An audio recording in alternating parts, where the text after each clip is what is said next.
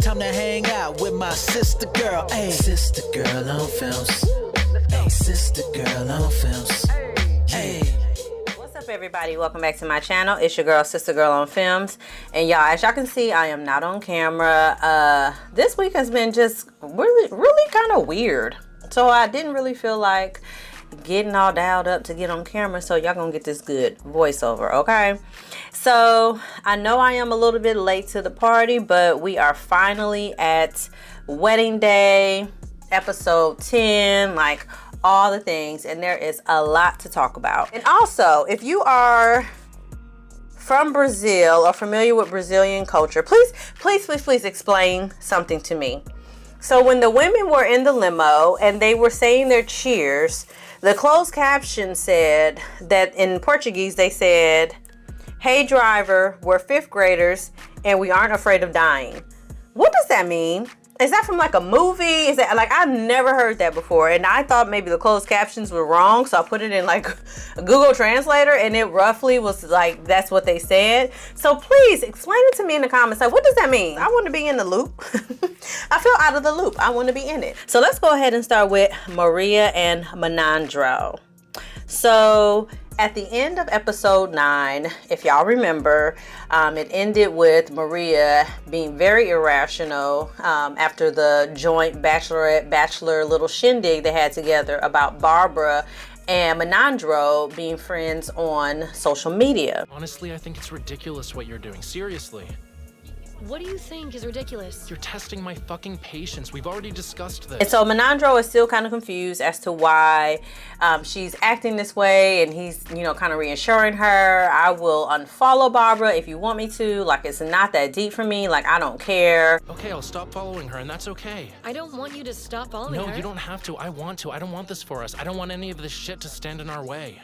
You know, I just want you to be happy. And Maria is still upset, and she's just like, "I don't understand why you would, you know, why you lied, why you didn't tell me anything about it." And he's like, "I didn't lie to you. Like, it wasn't that big of a deal, but I will stop following her. Like, it's not a problem." And so Maria brings up how she feels like it's a double standard because Menandro said that both of them were going to scrub their social media accounts and he hasn't done it. And Menandro was like, "Whoa, I never asked you to do that. Like, I said I was going to do it, but I did not require you to do it." And Maria was like, "Menandro, like, stop it. You did say you want me to do it." He was like, "I did not say that." Maria gets mad and calls Menandro a hypocrite, which pisses him off. You're being a hypocrite. That's it then. You met a hypocrite back in the pods. Why don't you go back to your other options then? And so they ended up, you know, kind of working it out and, you know, and kind of realizing that they loved each other and, you know, they didn't want to let social media get in the way of their relationship. But I feel like Maria is just, to me, she's just very insecure. And social media, you know, it's just dumb by itself. But I feel like she just took it to the extreme. And all of this started just because Karen said that because she's a Pisces, she can be a little bit deceptive.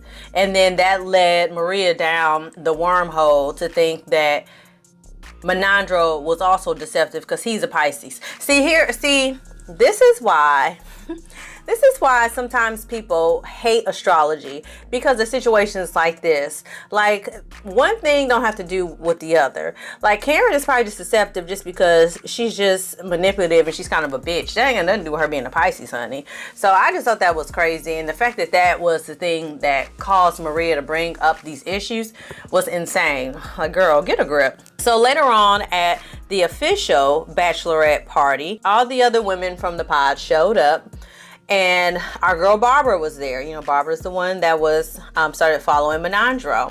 And so Maria kind of gave her a half-ass hi. So Barbara was like, "I don't know what's going on. She's acting really weird towards me." Tried to interact with her on 2 occasions. The first time I got an awkward hug and she didn't even talk. And later I tried to interact with her, but then 2 seconds after I arrived, she left. And Maria sits down with Bianca and she's like, "Oh, I'm not worried about her. Like, I'm good. Like, I don't care about her. Like, I don't have no feelings about Barbara here." It seemed like you got a feeling. You seem very pressed about the fact that Barbara is at the bachelorette party. But she insists that, you know, she's good because she's the one engaged and Barbara's not. In the end, I'm the one who's engaged. Is she engaged? No, she is not engaged. I am. And it was just really catty. And pointless. The whole drama was pointless. I think it just further highlighted how unhinged Maria can be. Fast forward to our wedding day for Maria and Menandro, and I was a little, and by a little I mean a lot, nervous about Maria's interaction with her mom, because if y'all remember, after dress fitting, her mom was just not very emotional at all, and so I was worried that she would do the same thing in this moment. But she didn't. Like, she cried, she hugged her, and she kind of explained. She was like, I don't think I was ready after dress fitting to seeing you in a wedding dress, and I just feel like I just froze. And it wasn't that I wasn't happy for you or anything, but it was just a lot, and I just didn't even know what to do. I really felt shocked in that moment. And so Maria forgave her mom, you know, and they hugged it out. And I will say that Maria's dress looks much better after the alterations, honey. So we get to the altar. First of all, I wasn't a fan of their wedding decor. It was given fall harvest. I was not a fan at all, but nonetheless, Maria and Menandro did get married. So I was very surprised by that. In the beginning, I was rooting for them, and then after part 2, I was like, I highly doubt they'll get married. And then in the end, they were able to work out their things and agreed to get married. So we'll see at this reunion if they're still together, but Maria and Menandro are married. So let's move on to our second wedding, which was Jarbas and Bianca. And so again, there hasn't been a whole lot that's been happening with Jarbas and Bianca up until this point.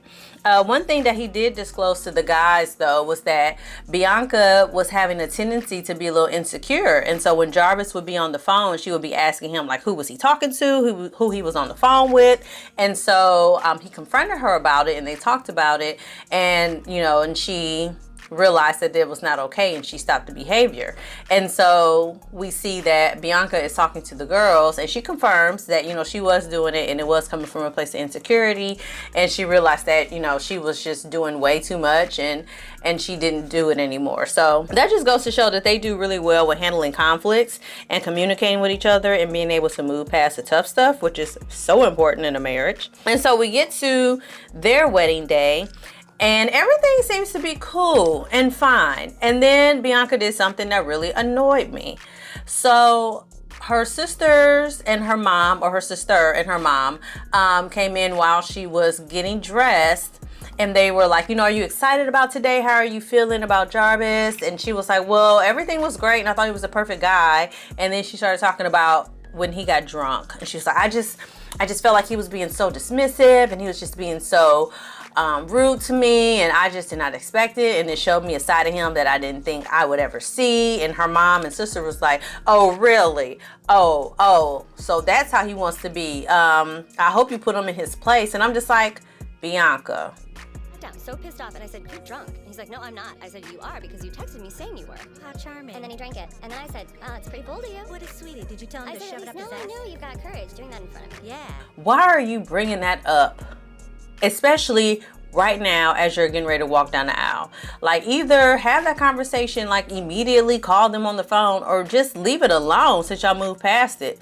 So that really annoyed me that Bianca did that. I was like, girl, get over it. So Jarbas and Bianca are at the altar, and Bianca goes first, and she says she will marry Jarbas.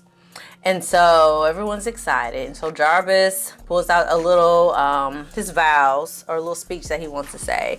And he says, is love really blind? And he says, no. And we're left on a cliffhanger. And my final answer is no.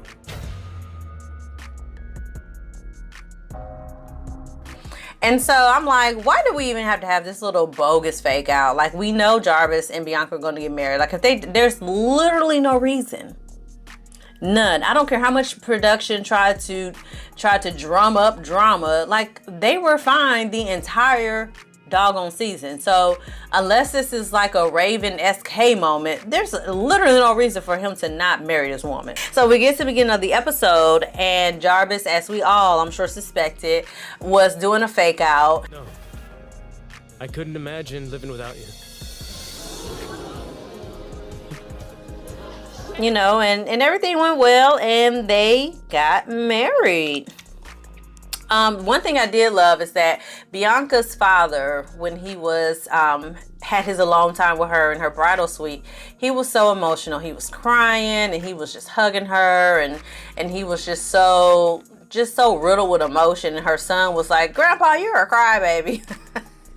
I thought that was hilarious. But he was so emotional, and I'm sure it was probably tough for him to see his daughter, you know, get married, especially to a guy that he really doesn't know that well. And I'm sure it probably was a mixture of happiness and a little bit of fear. But, you know, he didn't stop anything, and he was just supporting his daughter, and he trusted her. Jarbas and Bianca got married. I don't think any of us are surprised.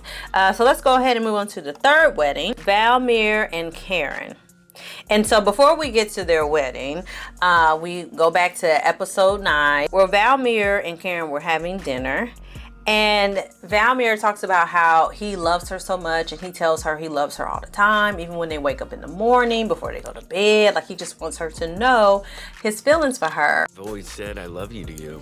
So much so that when we go to bed and when we wake up, I always tell you I love you. Same thing every day, right? And she kind of rolled her eyes, and he was like, I don't know, is that like too much for you? Or is that like annoying? No, I don't think it's too much affection. Is it too annoying? I don't know, depends on your point of view. She is such a bitch. I couldn't believe she said that.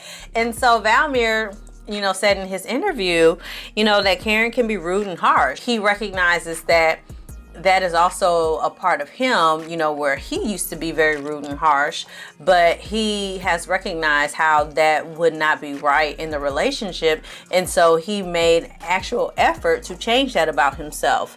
And I think that says a lot about Valmir. And I just feel like the fact that he even recognized that being rude and harsh to your partner is not okay. Like, even if they think it's cute and quirky in the beginning, eventually that shit's gonna get old.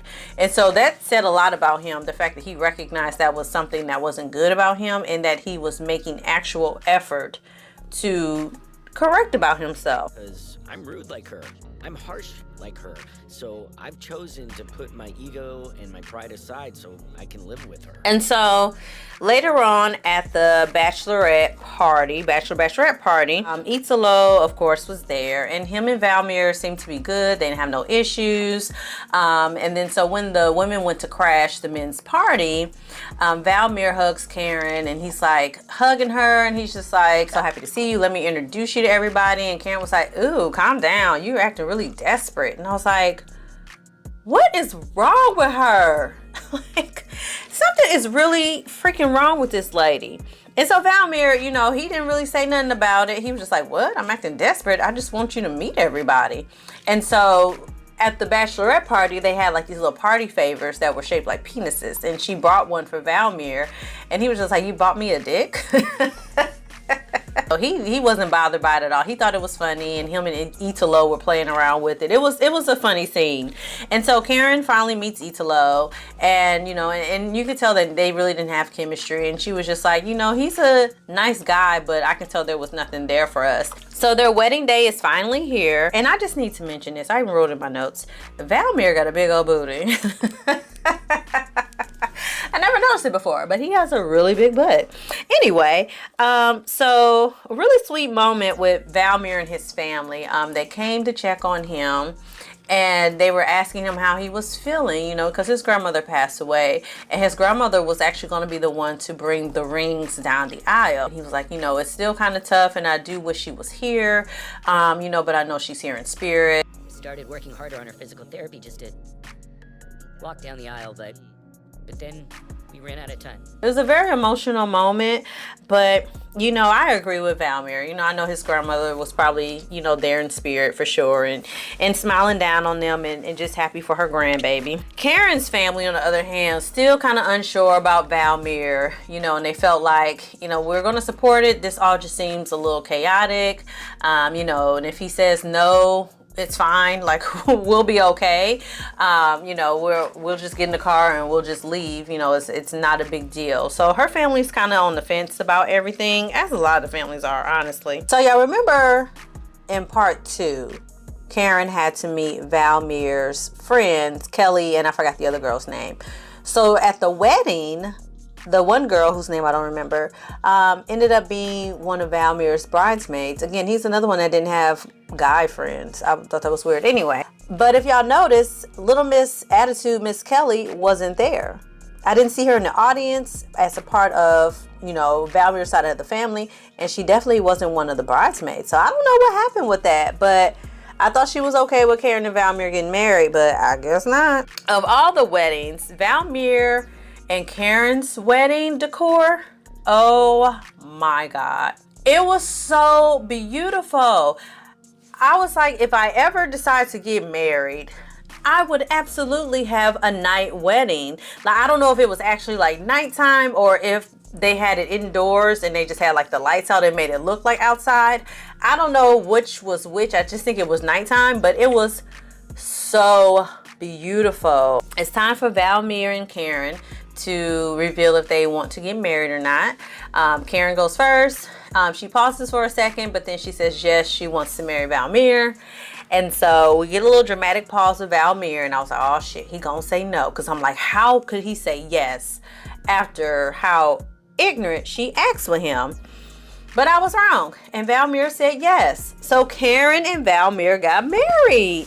So guys, we are 3 for 3 so far, and I'm watching this and I'm like, are we going to have a Love is Blind first with all 5 couples getting married? No way. So we get to the 4th wedding of Renan and Agata. And before we get to the wedding, the one thing that kind of stood out to me is that Renan did kind of reveal that whenever him and Agata are talking about the past, you know, she gives off really bad vibes just because of how she acts about it, you know, how her mood changes when it comes to it. And so that's something that is a concern for him.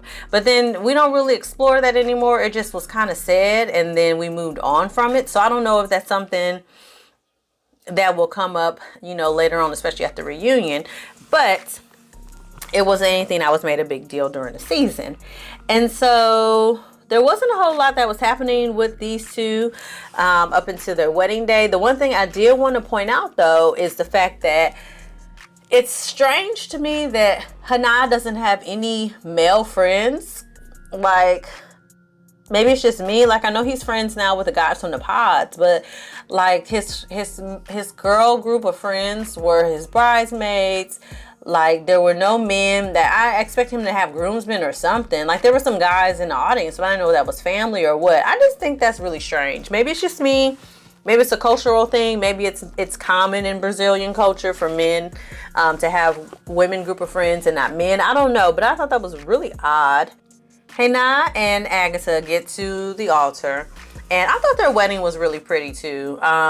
It was pretty. It was kind of basic because it was just all like very just like white, and then I can't remember what the actual decor looked like. They did have like the balcony that was kind of in the background of them at the altar, but other than that, their wedding was very simple, which I felt like was kind of in line with her dress, which it was like very simple and classic. So maybe that's kind of what they were going for. But Renan and Agata both said I do at the altar. Agata, do you take Renan as your lawfully wedded husband? I do. Renan, do you take Agata as your lawfully wedded wife? Yes, obviously I do. So we are 4 for 4, y'all. Like, I was like, well then either we're about to be 5 for 5 because I can't imagine why the Dannys wouldn't get married or what, but this is crazy. So then we get to our 5th and final wedding, the Dannys. And so before we get to the wedding, we have Dani and Daniel having dinner. And Dani talks about how Daniel has a childish palate. Again, this is the dumbest shit ever. Daniel has a very childish palate. You don't need anything green, do you? I do. He doesn't like salad or any real food very much. Like, she's still worried about how much sweets he eats and how that's going to be an issue. And she's like, if we're living in a house together and you're always eating candy, you know, what will that do for my figure and for my body? Addiction. If we're going to live together and you buy 50 candy bars a day, how is that going to impact my own diet? Like, I am so over this shit. Like, it is a non-issue. And Daniel was just like, he's so sick of her bringing up his diet and what he wants to eat. And Daniel made a good point. He said, you know, I don't talk about her drinking. He's like, I don't drink, but I don't mention her drinking at all. He made a good point. Because why are you making all of this ruckus about him eating some damn cookies. Meanwhile, you over here taking shots and drinking till you're almost drunk. Girl. So I don't know if I'm the only one that caught this, but when they were doing the introduction for Dani and Daniel's wedding day, the editing of it slipped up and had Dani do a voiceover saying how she was excited to be married. And this came before they made it to the altar to say their I do's. This entire journey, since the first day I arrived, I didn't know what would happen. And I ended up getting married. So, that was a very bad editing mistake. And I was like, wait, did I just hear that right? But let me know if y'all caught that too, because I was like, that is such a terrible editing error to not catch. Now, as we all probably suspected, Dani's parents couldn't be at the wedding, because her father is sick, but she was understanding of it. She, was a little disappointed, but it wasn't anything that, she hadn't already kind of prepared for just because of her father's health. Y'all let me know in the comments. I could be wrong. But as far as I know, this is a Love is Blind first. Dani and Daniel get married. So all 5 of our couples are married on this season of Love is Blind. Oh my gosh. And you know what? As I was thinking about the season, I'm like, you know what? That actually shouldn't be so surprising to me. Besides Valmir and Karen, and maybe Maria and Menandro, like, the couples really didn't have a whole lot of conflicts, and the things that they had issues with were pretty much like standard. They seem to all be really compatible. They seem to all really get along. And other than just like petty BS drama, like, they didn't really have a whole lot of reasons to not get married. So another successful, great season from Brazil with season 3. All 5 of our couples are married. And so I'm looking forward to this reunion. Now, what I'm not looking forward to is the fact that it is live. Here's why. Number one, we saw what a catastrophe it was with the US version when they tried to go live and it just did not go well. So I'm concerned about that. But then also, I don't know if they'll be able to do like the English subtitles during the live taping, or if we'll just have to wait until the actual recording comes out. So that's the other thing that I'm worried about with the live reunion. Like, I'm gonna try to tune in though, and hopefully be able to give you guys my thoughts in real time. But if it's all in Portuguese and they don't provide subtitles, then we'll just have to watch it once it airs recorded. So y'all let me know your thoughts in the comments below, what you thought about this season of Love is Blind Brazil. And I will see you guys hopefully on July 2nd for the live reunion. And like I said, unless it's in Portuguese and I'm not able to really understand what they're saying because I don't speak Portuguese, I will see you guys after that, for my thoughts on the reunion. So as always, y'all, like this video, share this video, subscribe to my channel, and I'm gonna see y'all next time for the reunion of Love is Blind Season 3 Brazil.